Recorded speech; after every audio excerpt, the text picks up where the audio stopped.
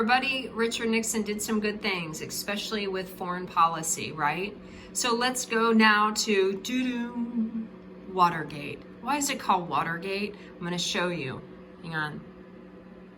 See that? That's a building in Washington, D.C. called Watergate Apartment Complex, and they had offices in that building, okay? That's why it's called Watergate. All right, so let's start now with our buddy Bob, okay? Bob Woodward. I always get that wrong, Woodward, okay? Bob works for the Washington Post, and he's a reporter. And his boss said, "Hey, Bob, I heard about something that happened at the Watergate building." He's like, "Oh, what happened?" "Well, this happened." Let me show you my picture here. And for those of you that say you can't draw in my lessons, well, hopefully this will make you feel better, okay? You can see my drawings. Whew, they're harsh. So Bob's like, "What happened?" And his boss is like, "Well, from what I understand, there were some burglars." See burglar one? About 5 burglars, and I heard that they broke in to the Watergate building. He's like, and Bob's like, see Bob? All right. And Bob's like, "What?" And he's like, "Well, they broke into an office of the Democratic National Committee." See, I drew the donkey because the donkey represents the Democrats. Haha, well done. And he's like, "Oh, okay, well, that's weird." He's like, "But yeah, I'll go check it out, right?" So Bob Woodward goes to the courtroom where those 5 burglars were getting arraigned. Okay, let me see if I can back out here so you can see my whole court scene. See the judge on the left, and then one of the burglars was named James McCord. Okay, and we've got Bob over here. He's in the audience, just kind of watching the courtroom. Okay, now the judge asks one of the burglars, James McCord, he's like, "By the way, James, what do you do for a living? And James is like, "I am former," watch this, CIA. We go to Bob now. Bob is like, "Are you kidding me? You're former CIA? Why would a former CIA break into the Watergate building in the Democratic National Committee office? That is odd. I am shocked. And that, for Bob, was a major red flag, and he continued the investigation. Let's go back and let's look at more of Richard Nixon's personality, all right?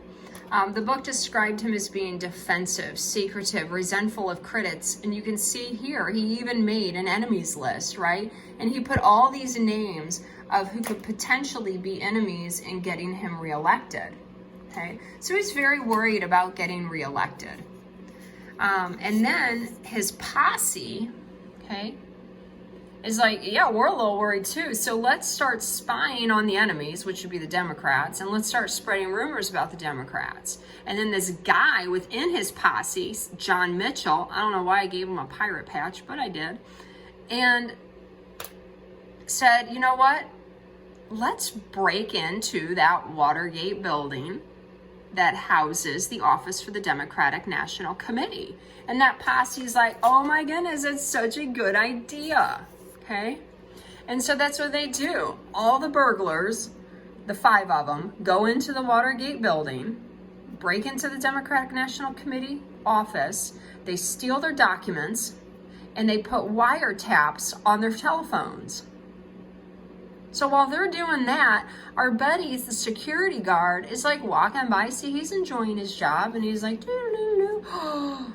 There's tape on the door. And it was that tape was actually holding the lock in so it wouldn't lock, okay? And so what he does, I hope I can do this. Yeah, I can. He takes the tape away. And he's like, "Okay, I'm gonna go on with my job." And so he comes back around and makes another loop, and he sees the tape is back. So at this point, he just becomes straight up shocked, right? And he calls 911, and these 5 burglars end up getting arrested.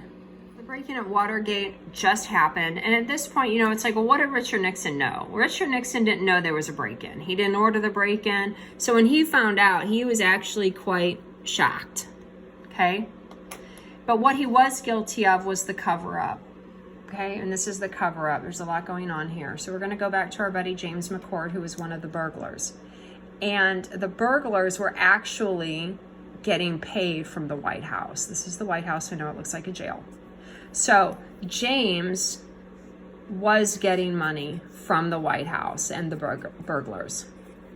And so what Richard Nixon said, oh my goodness, we can't let that get out. So he asked the CIA to ask the FBI to stop trying to figure out where that money came from. Because if they found out that the burglars were getting paid from the White House, that would be a really bad thing, okay?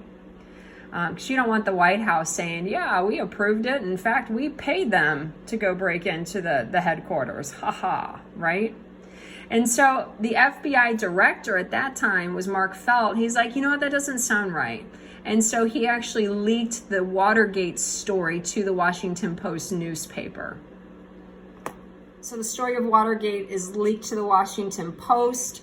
The White House has adamantly said the White House has no involvement whatever in this particular incident. Well, yeah, you did. You paid the burglars. We just can't let the FBI figure that out, right? So they start destroying all these documents. They're giving false testimony. But here's the crazy thing. There is another election in 1972. Look at the election results. Nixon wins by a landslide. The popular vote, look at that right there. 60% to 37%. And look at the electoral vote. Is that just not crazy? So he wins with a resounding victory, despite all of this that's going on. And honestly, the public didn't really know about it all right now, okay? But what ends up happening, here's our next storyboard. Going back to James McCord, the original burglar, right? He goes to court and he basically spews it all. He's like, John Mitchell ordered the break-in. Nixon didn't know about the break-in, but he did know about the cover-up, and he told us what to do. So, but Nixon's like, seriously, I'm innocent because, haha, next part. You have no evidence. Okay, so we have no evidence, but wait for it. Alexander Butterfield was a White House aide. He's like, yeah, there is evidence, because he said the White House had these tapes, right? Here's my VHS tape, my audio tape, cassette tape. He said President Nixon actually had a taping system installed in the White House, so when he's done being president, it will be easier for him to write his memoirs, so he's taping every single conversation in the White House. Ta-da! So what's the court going to try and get, right? They're going to try and get the tapes, is what they're going to try and do, and then get all the evidence against Richard Nixon. Ooh, the plot thickens. There's this guy, right? His name is Archibald Cox, is his name. He was a special prosecutor, and he's going to take Nixon to court and demand, he's like, Nixon, I want the tapes. And Nixon's like, no, it's national security. You can't have the tapes. Okay, so what Richard Nixon does, and this is not going to look good for him, he goes to the Attorney General and Elliot Richardson. He's like, hey, I want you to fire him. And Elliot's like, no, I resign.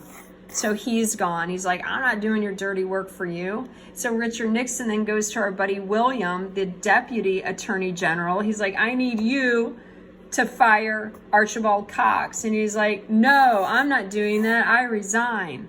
Ooh, they have ethics, right? And so now Richard Nixon goes to the third guy in charge, and he's like, yeah, I'll do it. And so he fires this guy. But at this point, that's all leaked out to the American people, and they're just seeing, really, how low can Nixon go? Let's make matters even worse in the Nixon administration. His vice president at that time was named Spiro Agnew.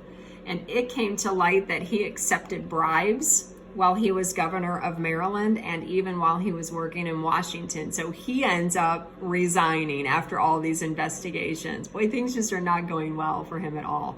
So our buddy Gerald Ford is going to be the next vice president. Now, while all that is going on, the Supreme Court has decided, and you can see here, Nixon must surrender tapes. Supreme Court rules 8-0. He pledges full compliance. And so there's my drawing. Yeah, he's got to surrender the tapes. And at this point, the House Judiciary Committee said, oh my goodness, Nixon, we have got so much evidence against you that you will be impeached. It's obstruction of justice, misusing federal agencies, defying authority of Congress. The list is going to go on, and Nixon knew that, okay? And so what he ends up doing is he resigns, okay? So he was never impeached. He would have been had he not resigned, but never impeached, okay? So the next part of my story here, let me get these off here, is Richard Nixon. This is how he left the White House. A helicopter, the presidential helicopter, took him away from the White House. He turned in the doorway and flashed a smile and gave his signature salute, which was his arms outstretched, holding up the letter V for victory. So there's my image, and then here's the reality of it right there. There's actually quite a bit of readings that you can research on how he felt when he left the office. It was a big deal. So our buddy, Gerald Ford, is going to be next. He should actually have a bow tie on because he's the president. So we'll draw that in there real quick. He becomes the next president. Now, here's the kicker. Look what he does to Nixon's crimes. He pardons Nixon of all crimes. And I'll tell you what, the American people were just straight up shocked by what he did. Could not believe that he pardoned Nixon of everything. And ultimately what that did, it just decreased the trust that the American people had in politicians. I just couldn't believe it. Bob Woodward, the reporter, remember our reporter? This is what he said. He said, Watergate was probably a good thing for the country. The problem with kings and prime ministers and presidents is that they think that they have some special rights. We have our laws and believe them, and they apply to everyone, which is a good thing.